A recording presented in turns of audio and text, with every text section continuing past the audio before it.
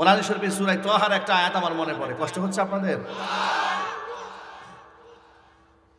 আল্লাহ রাব্বুল আলামিন সূরা তাহার শেষ দিকে হিফজুল কোরআন এই কপির মধ্যে 16 নম্বর পারার 19 নম্বর পৃষ্ঠার একেবারে শেষ আয়াত আল্লাহ পাক বলছেন, ওয়ামান আ'রাদা আন যিকরি ফাইন্না লাহু মাঈশাতান দানকা ওয়া নাহশুরুহু ইয়াওমাল কিয়ামাতি আ'মা قال رب لم حشرتني أعمى وقد كنت بصيرا قال كذلك أتتك آياتنا فنسيتها وكذلك اليوم تنسى আল্লাহ পাক বলেন, ওয়ামান আ'রাদা আন যিকরি, আমার কোরআন থেকে যে ব্যক্তি মুখ ফিরায় নেবে, ফাইন্না লাহু মাঈশাতান দানকা, আমি তার গোটা জিন্দেগিটাকে সংকীর্ণ বানায় দেব। মানে দুইকাতুল আরদু বিমা রহবাত, জমিন প্রশস্ত হওয়ার পরও আল্লাহ পাক তাদের জন্য সংকীর্ণ বানায় দেবেন। বাস্তবতা হাসিনার দিকে তাকায় দেখেন, হাসিনা কোরআনের বিরুদ্ধে অবস্থান গ্রহণ করেছিল, আলেমদের বিরুদ্ধে অবস্থান গ্রহণ করেছিল ক্ষমতার চেয়ারকে শক্তিশালী করার জন্য।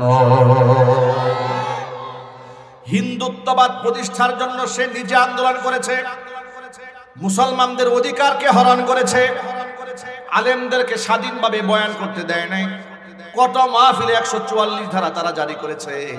পাপের প্রায়শ্চিত্ত হাসিনা এবং তাদের নাতি পুতিদেরকে অবশ্যই ভোগ করতে হবে। কোরআনের মাহফিলগুলোর মধ্যে বাধা সৃষ্টি করেছে, ঠিক না? ইসলামপুরের মাঠে আমাকে মাহফিল করতে দেয়নি, চৌরাস্তার মাঠে আমার মাহফিল বন্ধ করে দিয়েছে, বোট বাজারে আমার মাহফিল বন্ধ করেছে, কাশিমপুরের হাই স্কুল ফুটবল মাঠে আমার মাহফিল বন্ধ করেছে, শফিপুর আন্দার মানিক মাদ্রাসার মাহফিলে একদিন আগে গিয়ে প্রশাসন বলেছে মাদানী হুজুর ওয়াজ করতে পারবে না, সবাই ওয়াজ করবে, আমি করতে পারবো না। কেন? আমি তোমাদের পাকা ধানে মই দিয়েছিলাম, আমাকে সহ্য হয় না। কারণ কি জানেন? ওরা যখন আলেমদের কোমরে রশি বাঁধতো, আমি ওদের প্রতিবাদ জানাতাম। কথা বলতে হবে, ঠিক কিনা বলে? তখন আমি কথা বলেছি। মামুনুল হক হাফিজাহুল্লাহকে সস্ত্রীক যখন মানুষের সামনে লাঞ্ছিত অপমানিত করেছিল, সবার আগে বাংলাদেশে আমি প্রথম জবান করেছিলাম। আমি তাদের শত্রু হয়ে গিয়েছি, ঠিক না? ওরা শরীয়ত বিরোধী আকাম করবে, আর আমরা প্রতিবাদ করলে আমরা মৌলবাদ হয়ে যাই, জঙ্গিবাদ হয়ে যায়, উস্কানিমূলক নাকি কথাবার্তা বলি। তো কার বিরুদ্ধে উস্কানি দিয়েছি? আমাদের 16 বছরের বক্তব্য রেকর্ড আছে। তোমরা শরীয়ত বিরোধী কাজ করেছো, তোমাদের সেই সমস্ত অন্যায় প্রতিবাদ করেছি। আর এই অন্যায়ের প্রতিবাদ করা এটা আল্লাহর পক্ষ থেকে জিম্মাদারি। যে আলেম এটা পালন করবে না, সে আলেমকে কিয়ামতের ময়দানে আল্লাহর দরবারে আসামি হয়ে যেতে হবে। আমার প্রিয় বন্ধুগণ,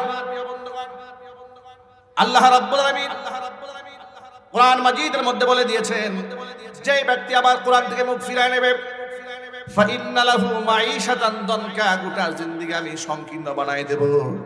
কেমন সংকীর্ণ আল্লাহ পাক বানালেন দেখেন। আলেমদেরকে শত্রু বানিয়েছে, মসজিদের ইমাম সাহেবদেরকে স্বাধীনভাবে কথা বলতে দেয় নাই, বক্তৃতা করতে দেয় নাই, ওয়াজ করতে দেয় নাই।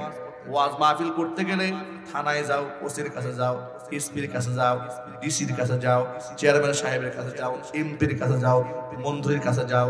কোন আলেম কোন হুজুর ওয়াজ করবে এটা ঠিক করে দেবে সুদখোর বদমাশ লম্পটেরা। কি আফসোসের ব্যাপার!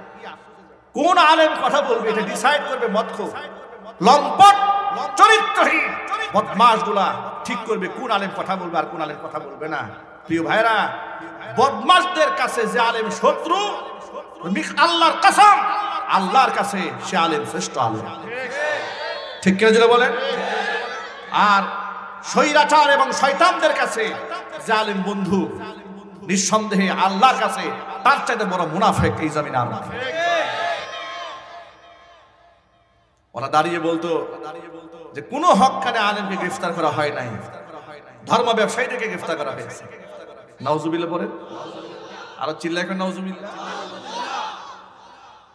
আমার প্রিয়বান ভাইরা, তাহলে আল্লাহ পাকের কথা মিলায় না। আল্লাহ বলছেন যারা আমার কোরআন থেকে মুখ ফিরায় নেবে ওদের জিন্দেগি আমি সংকীর্ণ বানায় দেব। এবার স্বৈরাচারীর দিকে তাকাই দেখেন পৃথিবী আল্লাহ পাক কেমন সংকীর্ণ বানায় দিয়েছেন। দুবাই যেতে চায়, দুবাই বলে না আমি নেব না। আমেরিকা নিতে চায়, যেতে চায়, বলে না ওর মতো শয়তান আমাদের জায়গা নাই। কথা বলে না। লন্ডনে যেতে চায়, লন্ডন বলে না আমার দেশে শয়তান অভাব নাই, এত বড় শয়তান দরকার নেই। ঠিক কিনা বলেন? সুইডেন নাস্তিকদের দেশ, বলে না না না আমরা নাস্তিকরা ভালো আছি, ওর মতো ভালো মানুষ দরকার নেই। এই ভালো মানুষ যেখানে যায় সেখানে আগুন লাগায় যায়। ঠিক কিনা বলেন? ফাইন্না লাহু মাঈশাতান দানকা, ওর জিন্দেগি আল্লাহ সংকীর্ণ বানিয়ে দিয়েছে।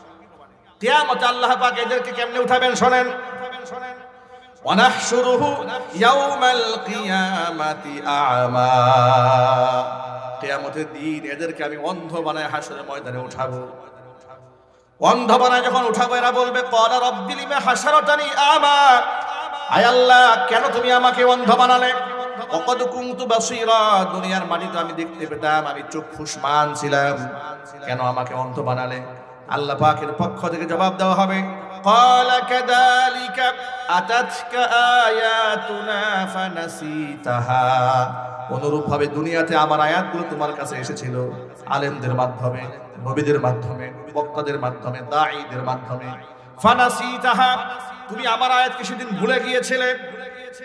ওয়া কাযালিকাল ইয়াউমা তুনসা, যেভাবে তুমি আমার আয়াতকে সেদিন ভুলে গিয়েছিলে আজকে আমি আল্লাহ পাক তোমাকে ভুলে যাব, তোমাকে আজকে ভুলে যাওয়া হবে। নাউজুবিল্লাহ বলেন। আল্লাহ পাক যদি পরকালে ভুলে যান কপালে এমন আগুন লাগবে যে আগুন কেউ নিভাতে পারবে না।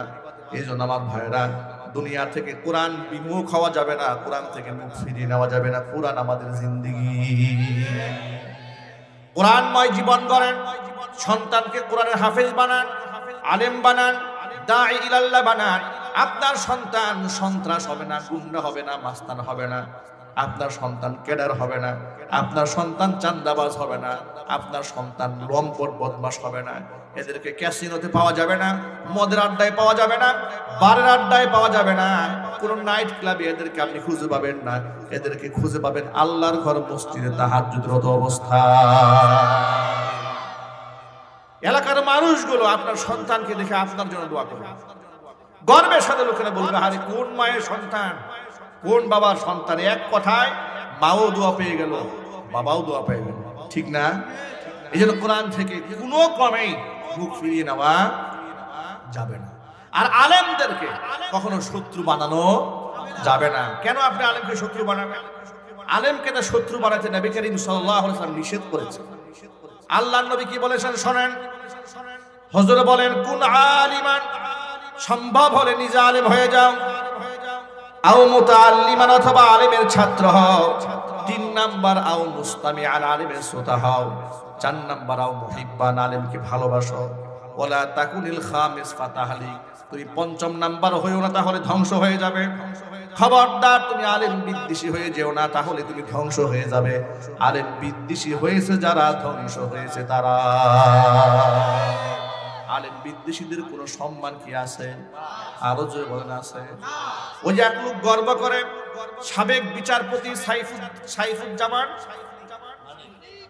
সাইফুদ্দিন কালামানিক, ঠিক না?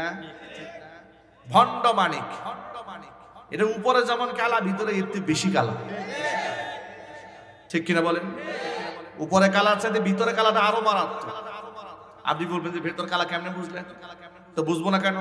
সে টক শোতে চিবাই চিবাই বলে আমি দেলোয়ার হোসেন সাঈদীকে ফাঁসি দিয়েছি, ফাঁসির রায় আমি দিয়েছি। কি গর্বের সাথে বলেছে।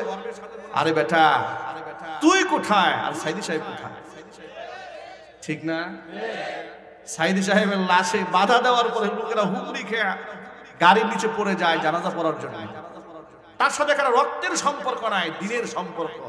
এমন মোহাব্বত আল্লাহ পাক লাগিয়ে দিয়েছেন। আর তুই মরে দেখ তোর জানাজা কুত্তা ছাড়া কেউ যায় কিনা? কথা ঠিক কিনা বলেন? মাত্র 1 মাসের ব্যবধানে অহংকার চূর্ণ বিচূর্ণ আল্লাহ পাক করে দিয়েছেন। কলার পাতার মধ্যে শুয়ে এতিমের মতো পালাইতে গেছে, ঠিক না? 70 লাখ টাকা নিয়ে ভাগতে গেছে। যারা 70 লাখ টাকা নিয়েছে তারা মনে মনে ভাবলো ওর মতো শয়তানকে যদি ছেড়ে দেই, ভারতে পাচার করে দেই, 70 লাখ টাকা নিয়ে যে গুনাহ করছি এর থেকে বড় গুনাহ হবে ওর যদি নাজাত দিয়ে দিই। হয়তো 70 লাখের গুনাহ আল্লাহ মাফ করতেও পারে, কিন্তু ওরে মাফ করলে আল্লাহ মাফ করবে, ঠিক কিনা বলেন? টাকাও নিয়েছে, পেদানিও দিয়েছে, এরপরে পাবলিক গণধুলাই দিয়ে প্রশাসনের হাতে তাকে তুলে দিয়েছে, ঠিক কিনা বলেন? অ্যাডভোকেট তাজুল ইসলাম বলেছেন এই ছবিটা বিচারপতি কালামানিক শুয়ে আছে কলা পাতায়, এই ছবিটা বাধাই করে প্রত্যেকটা বিচারকের পিছনে ঝুলায় রাখা উচিত, যাতে করে এই দেশের বিচারকেরা দলীয় ক্ষমতায় যাওয়ার পরে কিংবা এই পবিত্র চেয়ারটাকে যেন অপবিত্র না বানায়। এই সিনা ওই ছবি দেখলে যেন মনে পড়ে যে দেখো কালামানিকের কি অবস্থা হয়েছে, ঠিক কিনা ভাই? এদের লাঞ্ছনা গঞ্জনা দুনিয়াতে এরা ভোগ করতে শুরু করেছে। আর যে সমস্ত আলেমদের বিরুদ্ধে তারা কথা বলেছে, আল্লাহ পাক মানুষের অন্তরে তাদের মহাব্বত ঢুকিয়ে দিয়েছে, ঠিক কিনা বলেন? সুতরাং আল্লাহ রাব্বুল আলামিন আমাদের সকলকে ওলামাদেরকে মহাব্বত করার তৌফিক দান করেন। এই পৃথিবীতে যার সাথে যার মহাব্বত, পরকালে তার সাথেই তার কিয়ামত হবে। আর আল্লাহর পথের পথিক যারা হয় তারা নির্ভীক হয়, তারা একমাত্র ভয় করে কাকে? আরো জোরে বলেন।